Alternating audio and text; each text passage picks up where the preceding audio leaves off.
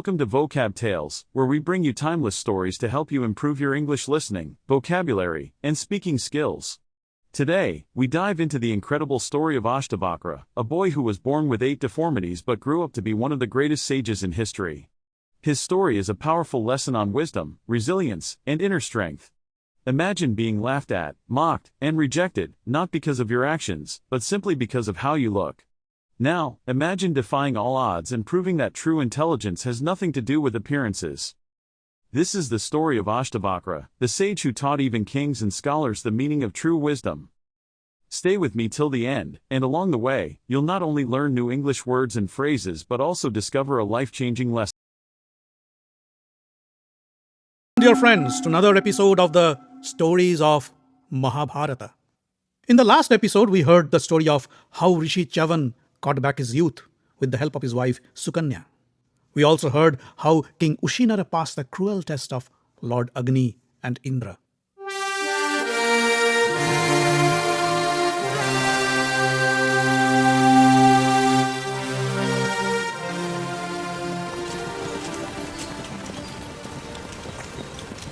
After traveling for days, the pilgrims arrived near the banks of the river Samanga. Lomasha pointed to a hermitage and said, "Look, there is the ashram of Rishi Uddalak, the son of the great sage Swetaketu. During the Treta Yuga, Swetaketu and his nephew Ashtavakra were the best of the Vedic scholars, and their story is worth listening." The Pandavas once again gathered around to hear the story of Ashtavakra and Swetaketu. Rishi Uddalak gave his daughter Sujata in marriage to his student, the learned sage Kahor. One day Rishi Kahor was chanting from the Vedas while his pregnant wife Sujata was busy with her daily housework. Suddenly the child spoke from his mother's womb. "Stop! Your chanting is incorrect." Kahor was surprised to hear this. He said, "How dare you say such a thing? You are not born yet, and you judge my knowledge of the scriptures?" The child replied, "Listening to you and others in the ashram, I have learned the scriptures from inside my mother's womb. Trust me, you are wrong." Kahor felt insulted. He stood up and cursed his unborn child. "You have insulted and humiliated me. I curse you. You will be born crooked at 8 parts of your body." Sujata was shocked to hear this. She pleaded with Kahor to withdraw his curse. But Kahor didn't budge. During the final trimester, Sujata called Kahor and said, "We are penniless. How can I bring up my child? A father's duty is to provide for his child. You should try to earn some money for your family." Kahor agreed. He left his hermitage and went to meet the great King Janaka to ask for some stipend. King Janaka greeted Kahor and said, "I can give you any stipend amount you want, but you must prove yourself worthy of my gift." Kahor asked, "How can I prove you my worth?" King Janaka's court pandit Bandi stood up and said, "The same way the other Brahmins who came before you did. You have to fight an intellectual debate with me. If you win, the king will award you with riches that you can only dream of. If you lose, you will be drowned in the river next to the palace." Rishi Kahor was not aware that no Brahmin has ever been able to defeat Bandi in a debate, and they all had to drown in the river. He accepted Bandi's challenge. But he too was no match for Bandi. Bandi and his men took him to the river and drowned him. When Uddalak came to know of Kahor's fate, he called his daughter Sujata and whispered to her ears, "Keep this a secret from your child. He should not know about his father's unfortunate loss in the hands of Bandi." In due course of time, Sujata gave birth to a deformed boy child. Rishi Kahor's curse had come true. The boy was crooked at 8 places in his body. Hence, he was named Ashtavakra. During the same time, Uddalak also had a son named Swetaketu.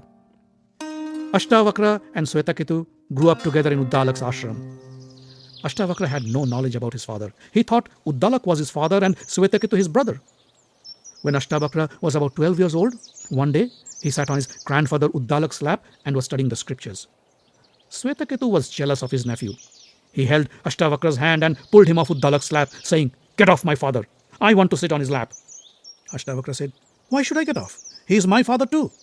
"No, he is not your father," said Swetaketu. "If you don't believe me, go and ask your mother." Ashtavakra went to his mother Sujata and asked, "Mother, who is my father?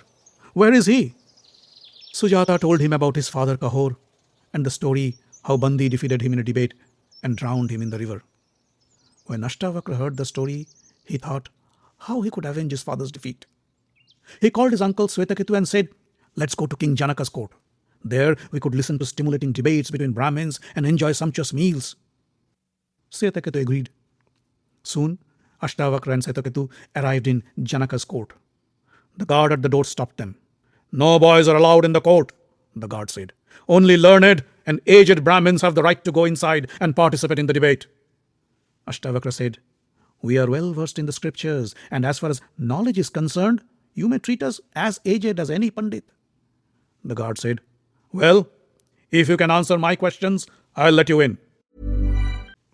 The guard asked the boys some tough questions, but Ashtavakra had no problem in answering them. The guard let them in. Ashtavakra entered the court of Janaka and said, "O king, I understand you drown and kill the Brahmins who lose in debates with your court Pandit Bandi. Where is that arrogant man? Call him. I challenge him to debate with me." King Janaka laughed and said, "Young man, you don't know what you are talking about. Many learned rishis and Brahmins have tried to defeat Bandi, but they all failed and lost their lives. Go back to your mother. She must be worried." Ashtavakra said, "Bandi is yet to face an opponent like me. Ask him to debate with me and watch how I cut him down to size." The king could sense that Ashtavakra was no ordinary boy. But before he could subject him to the challenge, he wanted to check if the boy really was what he claimed to be. He asked Ashtavakra some difficult questions from the Vedas. The boy answered them with such clarity and eloquence that the king was more than impressed. He said, "Young man, you are indeed the most knowledgeable man I ever met. You are the right person to debate Bandi." Ashtavakra then sat across Bandi and engaged in a fierce battle of wits. After a prolonged exchange of questions and answers, Bandi was exhausted of his knowledge. He sat with his face down and admitted his defeat. The Brahmins and rishis in the court rejoiced at his humiliation. They thanked Ashtavakra and praised him for his intellectual prowess. Ashtavakra said, "This man has killed many Brahmins by drowning them in the river. Now let us drown him too." With folded palms, Bandi said, "O Brahmins, I have a confession to make. I am the son of Varuna, the god of water. Many years ago, my father began a fire sacrifice and wanted to invite learned Brahmins and rishis to witness the yagna. But nobody wanted to come to the ceremony held under the waters of the ocean. Therefore, I had to trick them. The Brahmins I drowned are not dead. They have been sent to witness my father's ceremony. The yagna is over and they are all on their way back home. Ashtavakra will soon meet his father Kahor. My work here is done. Now I can go back to my father's abode under the water." Bandi bade goodbye, stepped into the water, and disappeared below the surface. Soon Kahor and the other Brahmins returned from Varuna's ceremony. Kahor looked at Janaka and said, "O king, this is why a man yearns for a boy. My son did what I failed to do."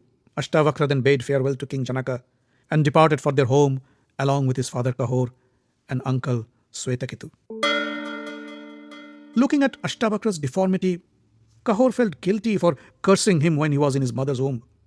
He called Ashtavakra and said, "My son, go and take a dip in the river." As Ashtavakra took a dip in the river, Kahor closed his eyes and uttered a mantra. When Ashtavakra emerged from the water, he was a perfect, handsome young man, free from any deformity. All his limbs and body parts were straight with no crookedness.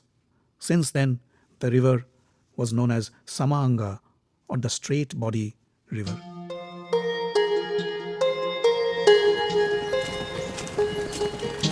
After crossing the Janaka mountains, the Pandavas arrived near the river with 7 streams, or Saptadhara Ganga. Lomasha said, "Our next destination will be the Kailasha mountains, the land of Kubera, the king of the Yakshas. There we can meet your brother Arjuna. Try to get some rest now, for the path ahead is difficult and hazardous. The land is guarded by the fierce Rakshasas, Kinnaras and Yakshas. We should take extra precaution and be prepared to fight those demons." Yudhishthira thought for a while and then said, "Let Draupadi, Sahadeva and the others rest here. Bhima, you stay here with Draupadi.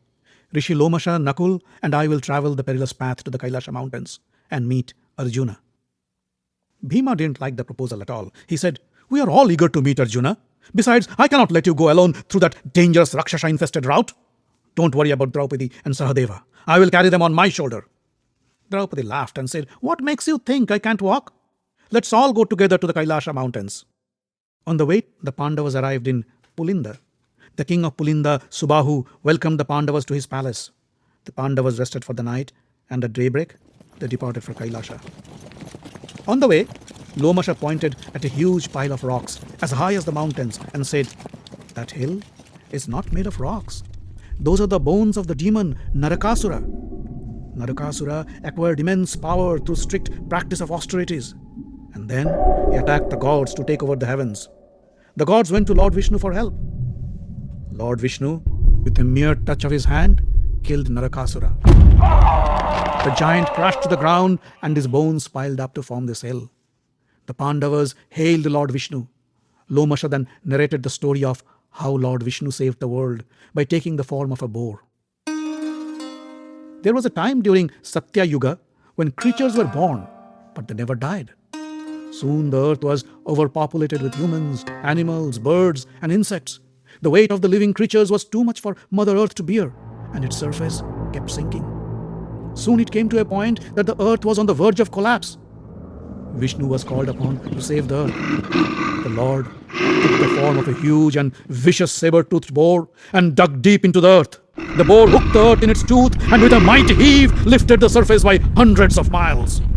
The immense force caused quakes and calamities of unprecedented nature. The gods went to Lord Brahma and asked for him to intervene. Brahma assured them not to worry.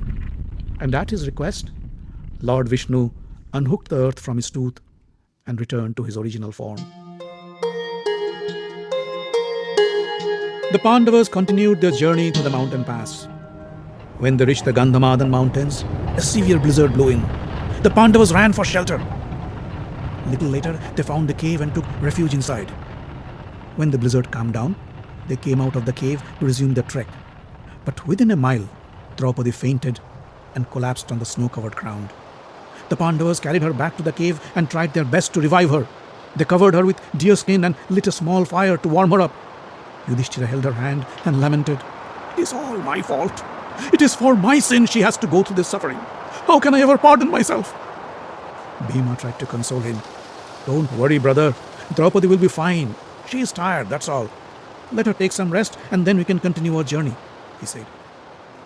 Yudhishthira looked at Bhima and said, But how could she continue the journey through these perilous mountains? Bhima said, Wait a moment. I have a plan.